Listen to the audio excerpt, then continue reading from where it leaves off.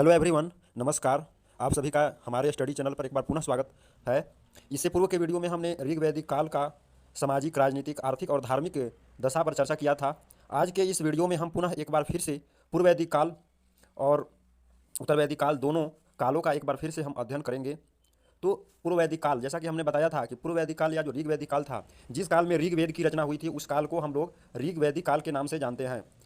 उसके बाद सामवेद, यजुर्वेद और अथर्ववेद, सामवेद, यजुर्वेद और अथर्ववेद की रचना जिस काल में होती है, उस काल को हम लोग उत्तर वैदिक काल कहते हैं। उत्तर वैदिक काल जो था, उसमें बहुत सारा परिवर्तन हमको दिखाई देता है। तो सबसे पहले हम ऋग वैदिक काल, इसलिए क्योंकि मैं इस वीडियो में ऋग वैदिक काल और उत्तर वैदिक काल दोनों काल का मैं लेक्चर लाने का वादा किया था। तो इस वीडियो में मैं पूर्व वैदिक काल या ऋग वैदिक काल, इस वीडियो में मैं चर्चा कर रहा हूँ, जिसमें ऋग वैदिक कालीन राजनीतिक जीवन, ऋग वैदिक काल में राजनीतिक जीवन जो होता था, उसके विषय में पहले हम चर्चा कर ले रहे हैं। तो ऋग वैदिक काल में आर्यों का प्रशासन तंत्र कबीले के प्रधान द्वारा संचालित होता था। प्रशासन की मूल इकाई क्रमशः मूल, ग्राम, वीस, जन और राष्ट्र थे। ग्राम का मुखिया ग्रामीण, वीस का प्रधान विस्पति और जन का शासन राजन कहलाते थे। ऋग्वेद में जन का उल्लेख 275 बार हुआ है। तो ऋग्वेद में जो जन का उल्लेख है 275 बार हुआ है। वैदिक काल में राजा के अधिकार सीमित थे।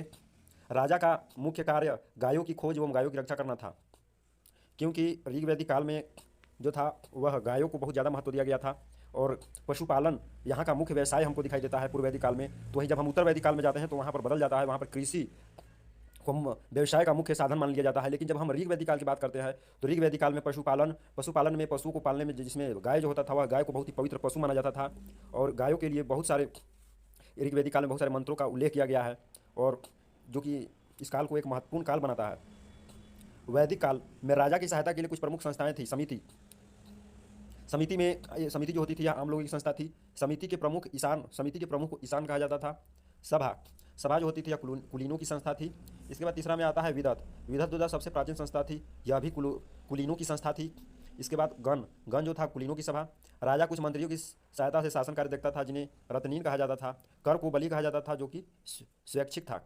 जो कर दिया जाता था, जो कर को हम क्या बोलते थे ऋग्वैदिक काल में, तो बलि कहा जाता था। बलि कोई पशुओं को मारने का नाम नहीं है। यहाँ पर कर से, बलि से यहाँ पर इसका अर्थ निकलता है, जो कि स्वैच्छिक, लोग स्वेच्छा से कर देते थे। जब हम वही उत्तर वैदिक काल में देखते हैं तो उत्तर वैदिक काल में ब्राह्मणों का जो था वर्चस्व बढ़ जाता है और जो वहाँ पर जाति व्यवस्था का हमको जन्म दिखाई देने लगता है। उसके बाद फिर बहुत सारे हमको चेंजेज वहाँ पर दिखाई देते हैं। तो इस प्रकार से हम देखते हैं कि जो ऋग वैदिक काल था, वहाँ पर राजा के जो अधिकार होते थे वह सीमित थे। राजा कोई भी कार्य, कोई भी डिसीजन लेता था तो वह सभा और समिति की बदौलत लेता था।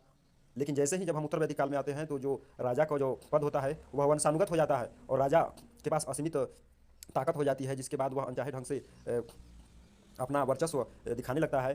तो हम ऋग्वैदिक काल की चर्चा कर रहे हैं। तो ऋग्वैदिक काल जो था, यहाँ पर मैं बताया कि ऋग्वैदिक काल में जो था राजा का जो अधिकार होते थे वह अधिकार सीमित होते थे। जो भी राय डिसीजन लिए जाते थे वह सभा और समिति के देखरेख में लिए जाते थे। तो ऋग्वैदिक कालीन आर्य, अब हम देखते हैं ऋग्वैदिक कालीन आर्य। कालीन आर्य सप्त सिंधु प्रदेश में बसे थे। ऋग्वैदिक कालीन जो आर्य थे वह सप्त सिंधु प्रदेश में बसे थे, जो कि सात नदियों के किनारे स्थित थी। नदियों के प्राचीन नाम और वर्तमान नाम पुरुषनी। तो जो पुरुषनी नदी थी वह प्राचीन समय ऋग्वैदिक काल में पुरुषनी को आज रावी नदी के नाम से जाना जाता है।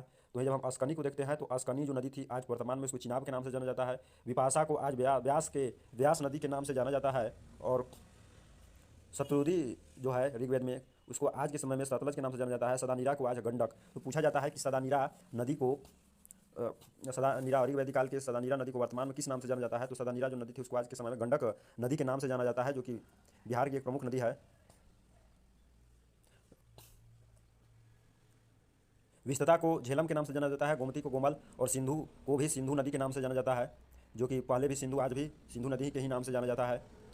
ऋग्वैदिक कालीन सामाजिक जीवन। तो ऋग्वैदिक कालीन सामाजिक जीवन जो था समतावादी था। वर्ण व्यवस्था का आधार कर्म थी। पूर्व वैदिक काल, या जिसको हम ऋग्वैदिक काल भी कहते हैं, तो ऋग्वैदिक काल या पूर्व वैदिक काल में सामाजिक संगठन का आधार गोत्र संबंध था। समाज पितृसत्तात्मक था। इस काल में स्त्रियों की स्थिति अच्छी थी, उन्हें उपनयन एवं शिक्षा का अधिकार प्राप्त था। तो हमको ऋग्वैदिक काल में बहुत सारी विदुषी पढ़ी लिखी महिलाएं भी दिखाई देती है, जिसमें लोकमुद्रा, घोषा, सिक्ता, अपाला, विश्वरा जैसी विदुषी स्त्रियाँ दिखाई देती है। इस समय हमको बाल विवाह, बहु विवाह, दहेज प्रथा जैसी कृतियाँ नहीं दिखाई देती है। बाल विवाह पूरी तरीके से बंद था, बहु विवाह बंद था, दहेज प्रथा जैसी कृतियाँ नहीं थी। स्त्रियाँ जो थी पुनर्विवाह कर सकती थी। नियोग प्रथा का भी प्रचलन था। नियोग प्रथा का भी समय प्रचलन दिखाई देता है। दास प्रथा था, लेकिन वह उग्र नहीं था। लोग अधिकतर शाकाहारी थे, परंतु मांसाहार का भी प्रयोग करते थे। कुछ लोग मांसाहार का भी प्रयोग कर लेते थे। ऋग्वैदिक कालीन आर्थिक जीवन। तो अर्थव्यवस्था का मुख्य आधार पशुपालन था। गायों को पवित्र माना जाता था। इस काल में गाय अत्यंत महत्वपूर्ण था। ऋग्वेद में गाय का उल्लेख यहाँ पर आप देख सकते हैं कि 176 बार, ऋग्वेद में गाय का उल्लेख 176 बार हुआ है। गाय को अघन्य माना जाता था, एक अचल संपत्ति मानी जाती थी। पशुपालन यहाँ का मुख्य व्यवसाय था। ऋग्वेद के चौथे मंडल में कृषि का उल्लेख मिलता है। ऋग्वेद में 24 बार कृषि का उल्लेख है। कृषि उतना महत्वपूर्ण नहीं था। इस काल में हम देखते हैं कि जो कृषि था वह उतना महत्वपूर्ण नहीं था। जब हम वही उत्तर वैदिक काल में जाएंगे तो कृषि बहुत ही महत्वपूर्ण हो जाता है वहाँ पर, क्योंकि लोहे की खोज हो जाती है 1000 ईसा पूर्व के आसपास। तो लोहे की खोज ने कृषि के उत्पादन को बहुत बढ़ा दिया, क्योंकि कहीं ना कहीं हलों के जो फॉल होते थे लोहे के आने से, तो स्वाभाविक सी बात है कि जब लोहे की खोज हुई तो मानव जीवन को अलग तरह से एक विकसित करने का काम किया। और मानव उत्पादन जो करता था वह अपने खाने से भी अधिक करने लगा, और उसके व्यवसाय का एक बहुत बड़ा माध्यम बना। उद्योग उद्योग ऋग्वेद के चौथे मंडल में बताया कि कृषि का उल्लेख है। ऋग्वेद में 24 बार कृषि का उल्लेख हुआ है। उद्योग सीमित इस समय हमको दिखाई देता है कि उद्योग सीमित है। इस काल में रथकार, बुनकर, बढ़ाई, कुम्हार इत्यादि का भी उल्लेख मिलता है। तो ऋग्वैदिक काल में हमको रथकार, बुनकर, बढ़ाई, कुम्हार इत्यादि का भी, तो हम क्या देख रहे हैं, तो हम ऋग्वैदिक कालीन आर्थिक जीवन, जिसमें हमने बताया कि जो अर्थव्यवस्था का मुख्य आधार ऋग्वैदिक काल में पशुपालन था। पशुओं में सबसे पवित्र गाय को माना जाता था, क्योंकि ऋग्वैदिक काल में जो है ऋग्वैदिक काल में या ऋग्वेद में 176 बार गाय का उल्लेख हुआ है। गाय को अघन्य माना जाता था, है ना। और इसके अलावा व्यापार केवल आंतरिक स्तर पर होता था। व्यापार विनिमय वस्तु द्वारा होता था। प्राचीन समय से ही जो ऋग्वैदिक काल है, इस समय हमको व्यापार जो है वस्तु विनिमय प्रणाली पर होता हुआ दिखाई देता है। ऋग्वैदिक कालीन धार्मिक जीवन। जब हम ऋग्वैदिक कालीन धार्मिक जीवन की बात करते हैं तो ऋग्वेद में सबसे अधिक प्रतापी देवता इंद्र को माना गया है। सबसे अगर कोई प्रतापी देवता थे तो इंद्र थे, क्योंकि ऋग्वेद में 250 सूक्त इंद्र को समर्पित है। पूछा जाता है कि ऋग्वेद में कितने मंत्रों का उल्लेख इंद्र के लिए हुआ है, तो 250 सूक्त। सूक्त का मतलब होता है, सूक्त का मतलब मंत्र होता है, ठीक है। और इंद्र जो मंत्र है ऋग्वेद में 250 सूक्त या मंत्र इंद्र को समर्पित है। 250 शब्द इंद्र को समर्पित है। इंद्र को पुरंदर भी कहा जाता है। पुरंदर का मतलब किला को ढहाने वाला। तो किला को ढहाने वाला यानी कि जो सिंधु घाटी की सभ्यता थी उसको कहीं ना कहीं उसमें किला दिखाई देता है, तो उसको उन्होंने नष्ट करके एक ग्रामीण सभ्यता का उदय हो गया था। और आर्य जो थे वह सप्त सिंधु प्रदेश में आकर के फिर धीरे धीरे अपना अन्य अन्य क्षेत्रों में अपना निवास स्थान बनाते हैं। मानव के बीच मध्यस्थता का देवता माना गया है। अग्नि पर 200 सूक्त है। ऋग्वेद में तीसरा स्थान वरुण देवता का आता है, जो जल या समुद्र के देवता है। उन्हें प्राकृतिक संतुलन का रक्षक भी कहा जाता है। इसके अलावा पूषण को पशु का देवता माना गया है। अब हम आते हैं उत्तर वैदिक काल। तो उत्तर वैदिक काल का जो समय था वह 1000 ईसा पूर्व से लेकर के 600 ईसा पूर्व, 1000 ईसा पूर्व से लेकर के 600 ईसा पूर्व का काल उत्तर वैदिक का काल था। और इसी उत्तर वैदिक काल में लोहे की खोज हो गई थी। 1000 ईसा पूर्व के आसपास हमको लोहे की खोज हुई थी। लोहे की खोज जो हुआ उसके बाद जो है लोहे की खोज यानी कि अर्थव्यवस्था के लिए एक बहुत ही व्यापक आधार बना। और अर्थव्यवस्था जो था यहाँ से फिर हमको चेंज होते हुए दिखाई देता है। अर्थव्यवस्था के चेंज होने से सामाजिक, राजनीतिक और जो धार्मिक स्थिति थी वह भी हमको चेंज होता हुआ दिखाई देता है। और लोग जो थे वह यहाँ पर कृषि जो था वह एक व्यवसाय का माध्यम बनता है। तो इस काल में हमको देखिए, तो उत्तर वैदिक जो काल था उस काल में उत्तर वैदिक काल में सामवेद, यजुर्वेद एवं अथर्ववेद की रचना होती है, यानी कि परिवर्तन होता हुआ हमको दिखाई दे रहा है। इस काल में सामवेद, यजुर्वेद और अथर्ववेद, इससे पहले जब हम ऋग्वैदिक काल में देखते हैं तो ऋग्वेदिक काल में ऋग्वेद की रचना होती हुई दिखाई देती है। और 1000 ईसा पूर्व में लोहे की खोज यहाँ पर, तो 1000 ईसा पूर्व जो था लोहे की खोज ने पूरे परिदृश्य को बदलने का कार्य किया।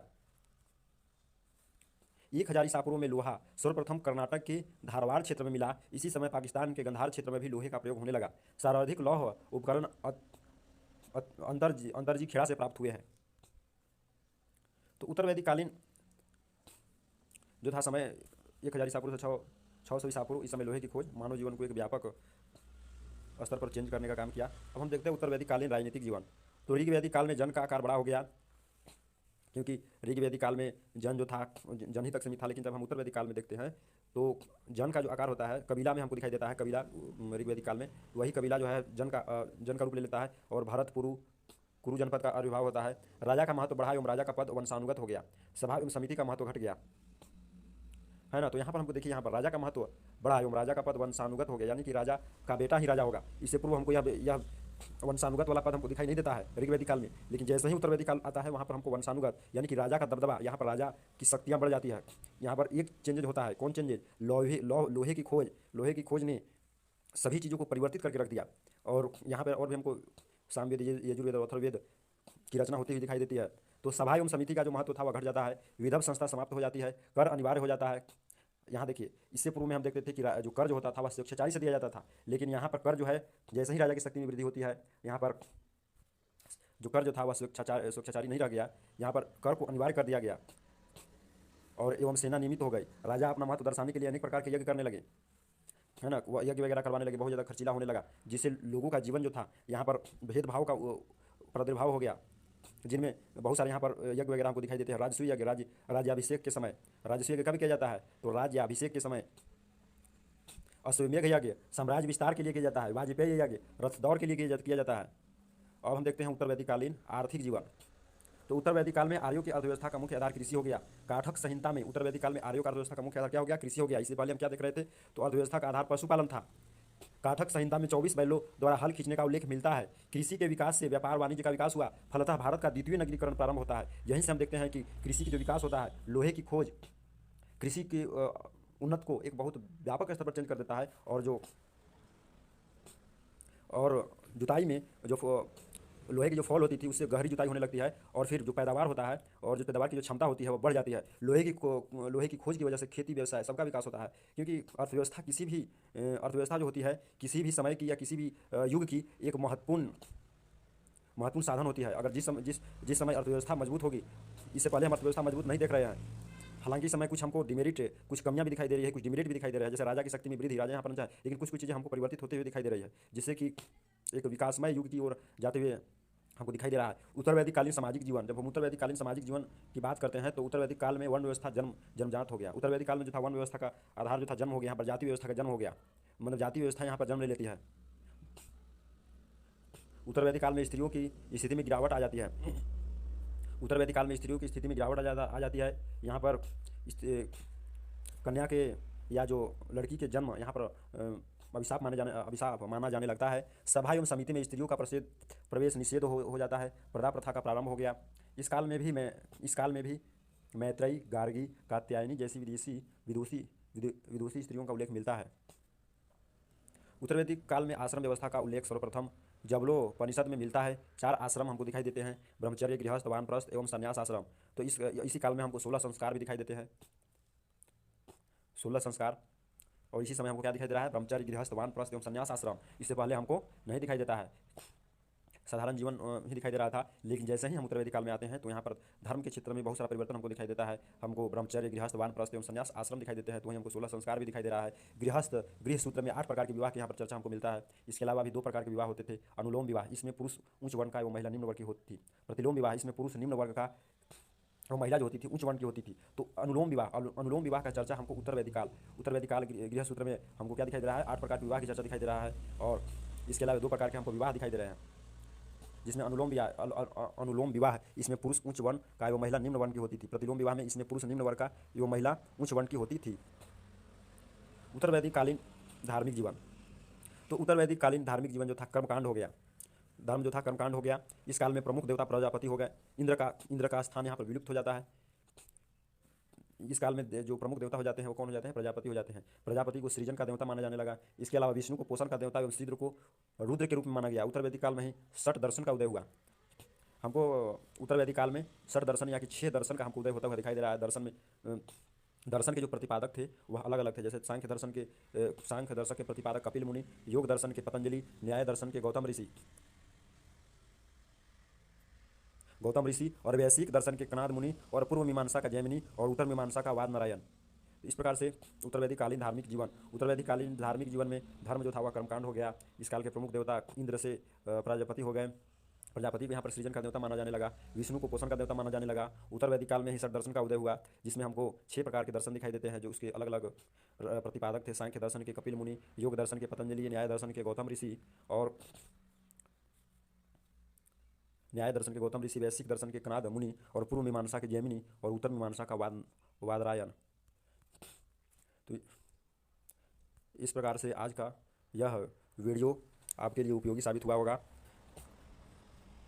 अभी तक हमारा चैनल सब्सक्राइब नहीं किया गया है तो हमारा चैनल को सब्सक्राइब कर दिया जाए, क्योंकि मैं हिस्ट्री और कंपटीशन का वीडियो लेकर उपस्थित समय समय पर होता रहता हूं, जिससे कि आप लोगों को फ़ायदा पहुंच सके, फ्री की शिक्षा आपको मिल सके। क्योंकि आज के समय में बहुत सारे ऐसे भी बच्चे ऐसे भी दोस्त हैं जिनको अच्छी शिक्षा नहीं मिल पाती है। वजह है आर्थिक स्थिति, क्योंकि कोरोना के बाद से बहुत सारी स्थितियाँ हमारे समक्ष दिखाई दे रही है। तो ऐसे में आपका कर्तव्य है कि हम जो चैनल बनाए हैं इससे कुछ लुत्फ़ उठाइए, और मैं समय समय पर अच्छे अच्छे कंटेंट और एक अलग तरह से प्रयास करूँगा कि लाता रहूँ, जिससे कि आप लोगों को एक अच्छा शिक्षा और बेहतर शिक्षा मिल सके, जिससे कि आपके एक उज्जवल भविष्य तैयार हो सके। तो आज के लिए इतना ही। जय हिंद, जय भारत। हमारे चैनल को सब्सक्राइब कर दिया जाए और अपने दोस्तों तक शेयर कर दिया जाए। मैं इतना ही कह के जय हिंद, जय भारत।